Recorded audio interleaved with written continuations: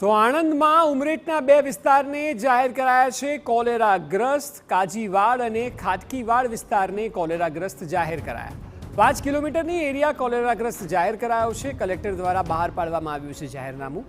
મામલતદારની cholera નિયંત્રણ અધિકારી તરીકે નિમણૂક પણ કરવામાં આવી છે।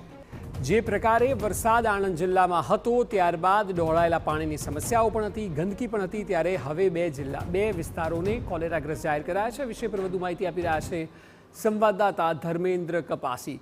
ધર્મેન્દ્ર, જણાવો કે આખરે કેટલા કેસ આ વિસ્તારોમાંથી મળ્યા, આરોગ્ય વિભાગ કયા પ્રકારે કાર્યવાહી કરી રહ્યું છે?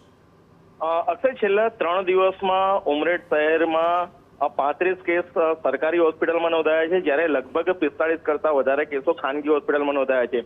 જે દર્દીઓની સંખ્યા છે તે તમામ ઝાડા ઉલટીના રોગના ભોગ બનેલા છે।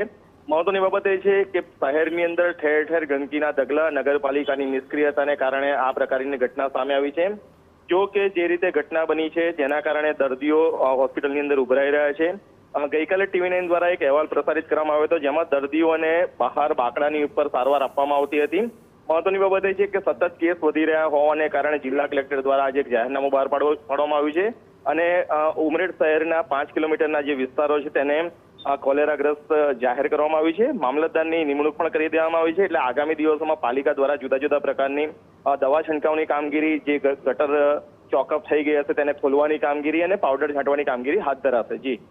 જી બિલકુલ, આભાર ધર્મેન્દ્ર સમગ્ર માહિતી બદલ।